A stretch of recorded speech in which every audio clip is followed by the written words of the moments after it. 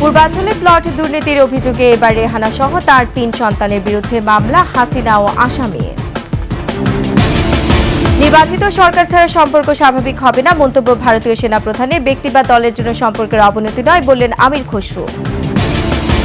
এবং সিটি গ্রুপের থাবায় বিপর্যস্ত শীতলক্ষ্যা, পার দখল করে একের পর এক কারখানা, উদ্ধারে তৎপর হচ্ছে প্রশাসন।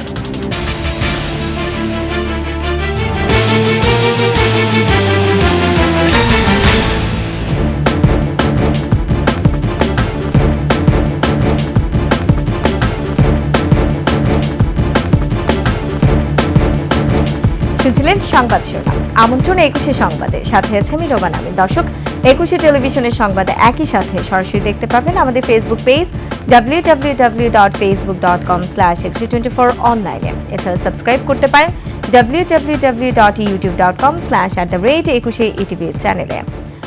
ক্ষমতার প্রভাব খাটিয়ে রাজুক থেকে পূর্বাঞ্চলে প্লট নেওয়ার অভিযোগে এবার শেখ রেহানা, তার ছেলে রাদওয়ান মুজিব সিদ্দিক ববি ও ছোট মেয়ে আজমিনা সিদ্দিক রূপন্তীর বিরুদ্ধে ৩টি মামলা করেছে দুদক।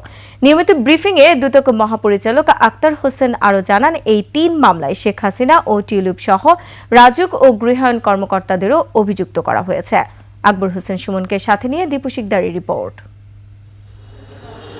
অনিয়ম দুর্নীতির মাধ্যমে রাজধানী উন্নয়ন কর্তৃপক্ষ রাজুকের পূর্বাচল নিউ টাউনে ১০ কাঠা করে প্লট নেয়ায় ক্ষমতাচ্যুত প্রধানমন্ত্রী শেখ হাসিনা ও তার মেয়ে সাইমা ওয়াজেদ পুতুলের বিরুদ্ধে রোববার মামলা করে দুদক। সোমবার একই অভিযোগে শেখ রেহানা, তার ছেলে রাদওয়ান মুজিব সিদ্দিক ববি এবং মেয়ে আজমিনা সিদ্দিক রূপন্তীর বিরুদ্ধে পৃথক মামলা করেছে সংস্থাটি। নিয়মিত ব্রিফিংয়ে এ বিষয়ে বিস্তারিত জানান দুদক মহাপরিচালক আক্তার হোসেন। অভিযোগ সংশ্লিষ্ট জনাব রেহানা সিদ্দিক, আজমিনা সিদ্দিক, জনাব রাদওয়ান মুজিব সিদ্দিকের নামে বরাদ্দ প্রদান এবং উক্ত প্লটের বাস্তব দখল গ্রহণ করার অপরাধ প্রমাণিত হয় আরও একটি মামলা রুজু করা হয়েছে। মামলায় শেখ হাসিনা ও টিউলিপ সিদ্দিকীকেও আসামি করা হয়েছে বলেও জানানো হয় ব্রিফিংয়ে। টিউলিপ রিজওয়ানা সিদ্দিক ব্রিটিশ পার্লামেন্টের সদস্য হিসাবে দায়িত্ব পালনকালে শেখ হাসিনা সাবেক প্রধানমন্ত্রীকে প্রভাবিত করেছেন। সাবেক প্রধানমন্ত্রী ক্ষমতার অপব্যবহার করে অপরাধজনক বিশ্বাসভঙ্গ, প্রকল্পের বরাদ্দ বিষয়ক দায়িত্বপ্রাপ্ত গৃহায়ণ ও গণপূর্ত মন্ত্রণালয় এবং রাজধানী উন্নয়ন কর্তৃপক্ষের সংশ্লিষ্ট গণকর্মচারীগণকে প্রভাবিত করে প্লটের বাস্তব দখল গ্রহণ করার অপরাধ প্রমাণিত হয় আরও একটি মামলা রুজু করা হয়েছে। গৃহায়ণ ও রাজুকের দুর্নীতিবাজ কর্মকর্তারাও নতুন ৩ মামলার আসামি। এই মামলায় গৃহায়ণ ও গণপূর্ত মন্ত্রণালয় এবং রাজধানী উন্নয়ন কর্তৃপক্ষের সংশ্লিষ্ট কর্মকর্তা কর্মচারীগণ সহ আসামির সংখ্যা ১৬ জন। দীপু শিকদার, ২১শে television, Dhaka. BNP chairperson Khaleda জিয়ার শারীরিক অবস্থার উন্নতি হয়েছে, তিনি একা হাঁটাচলা করতে পারছেন। যুক্তরাজ্য বিএনপির সভাপতি এম.এ. মালিক ব্রিফিংয়ে কথা জানিয়েছেন।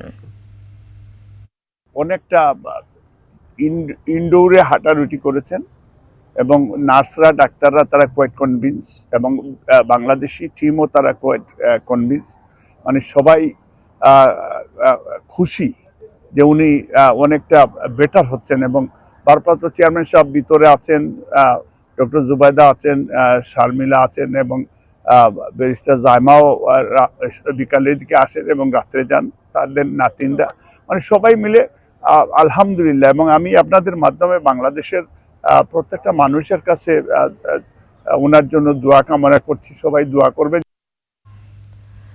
নির্বাচিত সরকার ছাড়া বাংলাদেশের সঙ্গে সম্পর্ক স্বাভাবিক হওয়া সম্ভব নয় বলে মন্তব্য করেছেন ভারতীয় সেনাপ্রধান জেনারেল উপেন্দ্র দ্বিবেদী। এদিকে সীমান্তে কাঁটাতারের বেড়া নির্মাণ নিয়ে চলমান উত্তেজনার জেরে এবার বাংলাদেশের ডেপুটি হাই কমিশনারকে তলব করেছে দিল্লি। দুলি মল্লিকের রিপোর্টে বিস্তারিত। সীমান্তে কাঁটাতারের বেড়া নির্মাণ নিয়ে বাংলাদেশ ও ভারতের মধ্যে প্রায় ১ সপ্তাহ ধরে চলছে উত্তেজনা। কড়া নজরদারি চালাচ্ছে দুদেশেরই সীমান্তরক্ষী বাহিনী। আইন ভঙ্গের প্রতিবাদে রোববার বাংলাদেশে নিযুক্ত ভারতের হাই কমিশনার প্রণয় ভার্মাকে তলব করে পররাষ্ট্র মন্ত্রণালয়ে। আর এ ঘটনার একদিন পার না হতেই বাংলাদেশের ডেপুটি হাই কমিশনার নুরুল ইসলামকে তলব করে দিল্লি। চলমান এ পরিস্থিতির মধ্যেই বাংলাদেশ ইস্যুতে কথা বলেন ভারতের সেনাপ্রধান জেনারেল উপেন্দ্র দ্বিবেদী। দেশটির সেনাবাহিনীর বাৎসরিক সংবাদ সম্মেলনে সাংবাদিকদের প্রশ্নের জবাবে উপেন্দ্র দ্বিবেদী বলেন, দুদেশের সেনাবাহিনীর মধ্যে সমন্বয় আগের মতোই আছে, তবে নির্বাচিত সরকার ছাড়া বাংলাদেশ ভারত সম্পর্ক স্বাভাবিক হওয়া সম্ভব নয়। When we talk about the relationship we should talk about when there is an elected government. So as of now, the relationship is with the military is well and perfect. তুলে ধরেন ভারতের জন্য বাংলাদেশের গুরুত্বের কথাও। I am sure that the interaction today will be 5 August রাজনৈতিক পট পরিবর্তনের সময়ও বাংলাদেশের সেনাপ্রধান জেনারেল ওয়াকারুজ্জামানের সঙ্গে তার নিয়মিত যোগাযোগ রয়েছে বলেও জানান তিনি। I am in touch with the chief of Bangladesh during the time of when this changeover took place. Duli Mallick, desk report, 21 television. Bharat Bangladesh সম্পর্ক ভালো অবস্থায় নেই উল্লেখ করে বিএনপির স্থায়ী কমিটির সদস্য আমির খসরু মাহমুদ চৌধুরী বলেছেন, এক ব্যক্তি বা একটি দলের জন্য দ্বিপক্ষীয় সম্পর্কের অবনতি করা ঠিক হবে না। 21 টেলিভিশনকে দেয়া একান্ত সাক্ষাৎকারে নির্বাচন এবং সংস্কার নিয়েও কথা বলেন আমির খসরু। বিস্তারিত মাহিলা ইসলামের রিপোর্টে। 5 আগস্টের পর ভারত বাংলাদেশ সম্পর্ক অনেকটাই শীতল। এরপর ধারাবাহিক নানা ঘটনায় সম্পর্কে বেড়েছে ফাটলও। অভ্যন্তরীণ নানা বিষয়ে ভারত হস্তক্ষেপ করছে বলে এরই মধ্যে ডক্টর ইউনূসের নেতৃত্বাধীন অন্তর্বর্তী সরকার অভিযোগও করেছে। আর সাম্প্রতিক কাঁটাতারে বেড়া নির্মাণ নিয়ে সীমান্তে চলছে উত্তেজনা। এমন বাস্তবতায় 21-এর সঙ্গে বিশেষ সাক্ষাৎকারে ভারতের আচরণকে মূল্যায়ন করলেন বিএনপির স্থায়ী কমিটির সদস্য আমির খসরু মাহমুদ চৌধুরী। একটা ব্যক্তির জন্য, একটি দলের জন্য তো দুই দেশের সম্পর্ক নষ্ট হয়ে যাবে, এটা তো গ্রহণযোগ্য না। সুতরাং ভারতকে এগুলো অনুধাবন করতে হবে। এবং যেটা আমি আগেই বলেছি, বাংলাদেশের অভ্যন্তরীণ বিষয়ে হস্তক্ষেপ তাদের করার কোনো সুযোগ নাই। নতুন ভাবনায় দুই দেশকেই পারস্পরিক সম্মান বজায় রেখে কাজ করার কথা বলেন বিএনপির এই সিনিয়র নেতা। সম্পর্কটা হতে হবে পরস্পরের সম্মানবোধের মাধ্যমে, পরস্পরের স্বার্থ সংরক্ষণের মাধ্যমে। এটা না হলে তো সম্পর্ক এগিয়ে যাওয়ার কোনো সম্ভাবনা নাই। গণতান্ত্রিক একটি রাষ্ট্রের জন্য দেশে এত গণ আন্দোলন হয়েছে মন্তব্য করে আমির খসরু তাগিদ দেন দ্রুত নির্বাচনের। দেশের মানুষ স্বাধীনতা যুদ্ধ করেছে গণতন্ত্রের জন্য, এরশাদের বিরুদ্ধে যুদ্ধ করেছে গণতন্ত্রের জন্য, 1/11 বিরুদ্ধে সংগ্রাম করেছে গণতন্ত্রের জন্য, শেখ হাসিনার বিরুদ্ধে যুদ্ধ করেছে গণতন্ত্রের জন্য। মূল বিষয়টা তো গণতন্ত্র। গণতন্ত্র না থাকার কারণেই তো সেই স্বেচ্ছাচার হয়েছে, সে স্বৈরাচার হয়েছে, ফ্যাসিস্ট হয়েছে।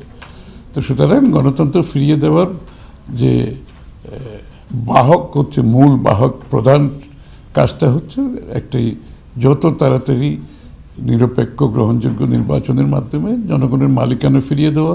দেশের অন্যান্য রাজনৈতিক দলের বিষয়েও বিএনপির অবস্থান পরিষ্কার করেন আমির খসরু মাহমুদ চৌধুরী। আমরা ভাবি বাংলাদেশের জনগণের আস্থা নিয়ে আমাদের রাজনীতি। মাহিলা ইসলাম, 21 টেলিভিশন, ঢাকা। সিটি গ্রুপের দখলে বিপর্যস্ত নারায়ণগঞ্জের শীতলক্ষ্যা নদী। নদীর পাড় দখল করে গড়ে তোলা হয়েছে একের পর এক কারখানা। বৃহৎ এই গ্রুপটির ক্ষমতার কাছে অসহায় গ্রামবাসীও। অবিলম্বে সিটি গ্রুপের বিরুদ্ধে ব্যবস্থা নেওয়ার দাবি জানিয়েছেন তারা। নারায়ণগঞ্জ প্রতিনিধি রবিউল ইসলামকে সাথে নিয়ে আরো জানাচ্ছেন মেহেদি হাসান। শীতলক্ষ্যা নদীকে কেন্দ্র করে একসময় গড়ে উঠেছিল ঐতিহ্যবাহী মসলিন শিল্প। সেই শীতলক্ষ্যা নদীর পাড়েই নিজেদের বিশাল সাম্রাজ্য গড়ে তুলেছে সিটি গ্রুপ। নৌপথে স্বল্প খরচে চট্টগ্রাম বন্দর থেকে কাঁচামাল নিয়ে আসে প্রতিষ্ঠানটি। তবে এ কাজ করতে গিয়ে নদীর অনেকটাই দখল করে নিয়েছে বিশাল এই শিল্পগোষ্ঠী। নদীর ভেতরেই নির্মাণ করেছে জেটি। এতে একদিকে যেমন সংকুচিত হয়েছে নদী, অন্যদিকে নদীর স্বাভাবিক প্রবাহ হয়েছে বাধাগ্রস্ত। নদীটা কেমন হয়, অনেকখানি দখল করছে আমাকে, আমার হাত দিচ্ছে। এই পিলার যদি ধরা যায় তাহলে ওগুলো নদীর উপরে নদীর উপরে আছে আন্দালা এই বড় কোম্পানিওয়ালা ওনায় করতে পারবো কি মনে করে নিছে না নিছে। আমরা দেখছি ওই মেলের যে কোনাটা আছে ট্যাঙ্কির, এই কোনাটা পর্যন্ত নদী, এটা আমগো দেখা। নদীর পাশাপাশি সরকারের অনেক জমিও দখলের তথ্য মিলেছে সিটি গ্রুপের বিরুদ্ধে। রূপগঞ্জের কর্ণভোগ মৌজার 9 একর 41% খাস জমির মধ্যে 3 একর 16% আছে তাদের দখলে। এছাড়াও নোয়াগাঁও মৌজার 3 একর 67%, রূপসী মৌজার 9 একর, গন্ধবপুর মৌজার 9 একর 40% এবং আরিয়াব মৌজার 17 একর 98% সরকারি জমির একটা বড় অংশই সিটি গ্রুপের দখলে বলে জানিয়েছে স্থানীয় প্রশাসন। এসব বেদখল হওয়া সরকারি সম্পদ উদ্ধারে তৎপর হওয়ার কথা জানিয়েছে তারা। কোনো সরকারি সম্পত্তি, সরকারি খাল বা নদীর অংশ কিংবা সরকারি কোনো খাস জমি, সেগুলো বেদখল হয়ে যাচ্ছে কিনা কোনো কোম্পানির মাধ্যমে, সেগুলো আমরা কমপ্লিট একটা টিম করে দিয়েছি, সেগুলো আমরা তদারকির মধ্যে আছে। সিটি গ্রুপ ভিজিট করেছিলাম, সেখানে তাদের সংশ্লিষ্ট কর্মকর্তাদের সাথে কথা বলেছি। আমরা দুটো নোটিশ দিয়েছি, একটি আমাদের যে সরকারি জমি রয়েছে সেই জমিগুলো যে তাদের দখলের একটা অভিযোগ রয়েছে সেটির বিরুদ্ধে, আর একটি আমাদের যে ড্রেন এবং কালভার্ট রয়েছে সেগুলো তারা দখল করেছে। পরিবেশ আইনজীবী সমিতি বলছে সরকারের উদাসীনতার কারণেই এই নদী ও খাস জমি খেকুরা বারবার পার পেয়ে যাচ্ছে। এখনই সময় কঠোর পদক্ষেপ নেয়ার। বড় বড় শক্তিশালী যারা গ্রুপ আছে তারাও তো আইনের ঊর্ধ্বে না, তারা আইনের ঊর্ধ্বেই না। কাজেই আইন তাদেরকে মেনে চলতে হবে। আদালতে যদি কোনো নির্দেশ থাকে সেই নির্দেশ তাদেরকে মেনে চলতে হবে। আইনি প্রক্রিয়াকে অস্বীকার করার কোনো সুযোগ নাই। এবং আমরা যে উন্নয়নের কথা বলি সেটা অবশ্যই নদী দখল করে না, নদী দূষণ করে না। তো এখানে সিটি গ্রুপ হোক আর যে গ্রুপই হোক, যে রিপোর্টগুলো পত্রপত্রিকা আসে সে ব্যাপারে যদি সরকার পদক্ষেপ গ্রহণ করে তাহলে হয়তো নদী দখলটা রোধ করা যেতে পারে। কিন্তু এইটি তো আমরা দেখছি না। আমরা যদিও অনেক দিন থেকে আদালতের মাধ্যমে বিভিন্ন নির্দেশনা এসছে, নদীর জীবন সত্তা ঘোষণা থেকে আরম্ভ করে অনেক নির্দেশনা এসছে, কিন্তু বর্তমানে আপনার ডেইলি কিন্তু আমরা পত্রিকায় দেখছি যে নদী দখল হচ্ছে, দূষণ হচ্ছে, কিন্তু এ ব্যাপারে কর্তৃপক্ষের কিন্তু তেমন কোনো লড়াচড়া দেখছি না। এ ব্যাপারে যোগাযোগ করা হলে কোনো কথা বলতে রাজি হয়নি সিটি গ্রুপ। আমি দাঁড়িয়ে আছি ঠিক নদীর সীমানার উপরে, আর এই সীমানা বরাবরই গড়ে উঠেছে সিটি গ্রুপের কারখানা। শীতলক্ষ্যা নদী যেন একেবারেই অসহায় সিটি গ্রুপের কাছে। মেহেদী হাসান, 21 টেলিভিশন, রূপগঞ্জ, নারায়ণগঞ্জ। 21 টেলিভিশনের সাবেক ব্যবস্থাপনা পরিচালক ফরহাদ মাহমুদকে ফুলেল শুভেচ্ছা জানিয়েছেন চেয়ারম্যান এবং সিইও আব্দুস সালাম এবং ভাইস চেয়ারম্যান ও ব্যবস্থাপনা পরিচালক তাসনুভা মাহবুব সালাম। এ সময় নতুন নতুন সৃষ্টিশীল অনুষ্ঠান ও নিউজের তাগিদ দেন ফরহাদ মাহমুদ। তৌহিদুর রহমানের রিপোর্টে বিস্তারিত। 21 টেলিভিশনের প্রতিষ্ঠাতা ব্যবস্থাপনা পরিচালক ফরহাদ মাহমুদের আগমন উপলক্ষে 21 পরিবারের এই আয়োজন। ফরহাদ মাহমুদকে শুভেচ্ছা জানান 21 টেলিভিশনের চেয়ারম্যান ও সিইও আব্দুস সালাম এবং ভাইস চেয়ারম্যান ও ম্যানেজিং ডিরেক্টর তাসনুভা মাহবুব সালাম। সাবেক ব্যবস্থাপনা পরিচালককে পেয়ে নিজের অনুভূতির কথা জানান 21 চেয়ারম্যান ও সিইও। উনি দেশে আসছে 2 দিন হয়েছে, আসার পর আমি বললাম যে সাথে সাথে ওকে মোস্ট ওয়েলকাম, আপনি আসেন। তাকে একটা জাস্ট অনার করা, এবং যেহেতু সেই টিভির ফ্যামিলি মেম্বার এবং তাকে আমরা একটা সম্মান দিয়ে এবং এখানে আসছে, আমি খুব খুশি হয়েছি এবং তার সকল শুভকামনা করি। 21 টেলিভিশনকে নতুনভাবে গড়ে তোলার পরামর্শ দেন ফরহাদ মাহমুদ। পরিবর্তনে অঙ্গীকারবদ্ধ, এটাই আমাদের একমাত্র। আর আমাদের তো পরিবর্তন হচ্ছে খালি 21-এর না, আমাদের দেশেরও তো পরিবর্তন হচ্ছে। তো আমরা সবসময় পজিটিভ থাকব, আমরা একটা আদর্শে বিশ্বাস করব, সেটাই সবচেয়ে বড় আমার খুশি হওয়ার জায়গা।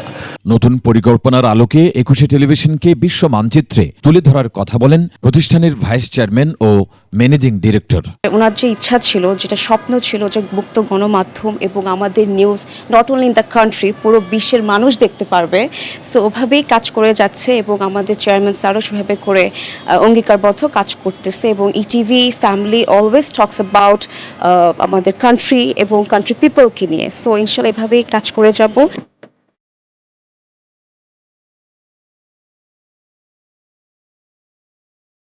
পরে ফরহাদ মাহমুদকে সঙ্গে নিয়ে 21 বার্তাকক্ষ, স্টুডিও সহ বিভিন্ন স্থান পরিদর্শন করেন চেয়ারম্যান ও সিইও আব্দুস সালাম।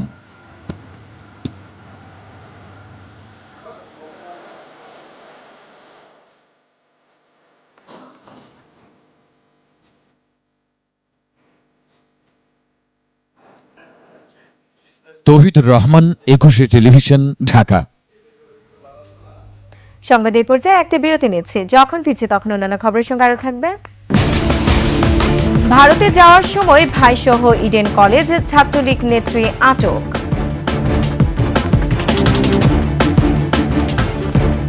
বিরতির পর আবারও আমন্ত্রণ 21 সংবাদে। যশোরে বেনাপোল সীমান্তের চেকপোস্ট দিয়ে ভারতে যাওয়ার সময় ঢাকা ইডেন কলেজে ছাত্রলীগ নেত্রী সুস্মিতা পান্ডে ও তার ভাইকে আটক করেছে বিজেপি ও ইমিগ্রেশন পুলিশ। দুপুরে তাদেরকে আটক করা হয়। সুস্মিতা পান্ডে রাজধানী ইডেন কলেজের শাখা ছাত্রলীগের সাবেক সাংগঠনিক সম্পাদক। ছাত্রলীগের সাবেক এই সাংগঠনিক সম্পাদক সুস্মিতার বিরুদ্ধে বৈষম্য বিরোধী ছাত্র আন্দোলনের সময় সাধারণ শিক্ষার্থীদের উপর নির্যাতন চালানোর অভিযোগে নিউ মার্কেট থানায় মামলা রয়েছে। তাদের বেনাপোল পোর্ট থানায় হস্তান্তর করা হয়েছে। আগামীকাল সুস্মিতা ও সত্যজিৎকে যশোর আদালতে তোলা হবে।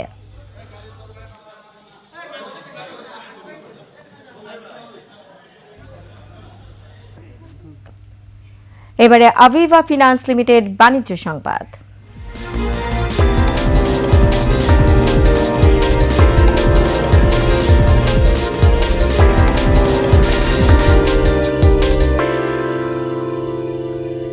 রাজস্ব ঘাটতি মেটাতেই কিছু পণ্যের উপর ভ্যাট বাড়ানো হয়েছে বলে জানিয়েছেন খাদ্য উপদেষ্টা আলী ইমাম মজুমদার।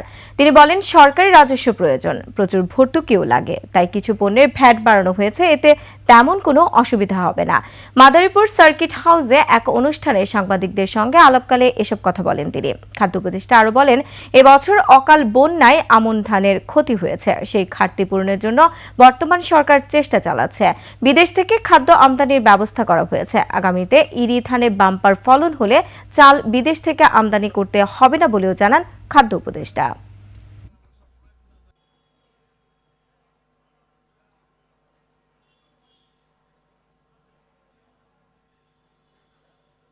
আর এরই সাথে শেষ করছি 21 সংবাদ। যাবার আগে সংবাদ শিরোনামগুলো আরও একবার। পূর্বাঞ্চলে প্লট দুর্নীতির অভিযোগে এবার রেহানা সহ তার 3 সন্তানের বিরুদ্ধে মামলা, হাসিনা ও আসামি। নির্বাচিত সরকার ছাড়া সম্পর্ক স্বাভাবিক হবে না, মন্তব্য ভারতীয় সেনা প্রধানের। ব্যক্তি বা দলের জন্য সম্পর্কের অবনতি নয়, বললেন আমির খসরু। এবং সিটি গ্রুপের থাপায় বিপর্যস্ত শীতলক্ষা, পার দখল করে একের পর এক কারখানা, উদ্ধারে তৎপর হচ্ছে প্রশাসন।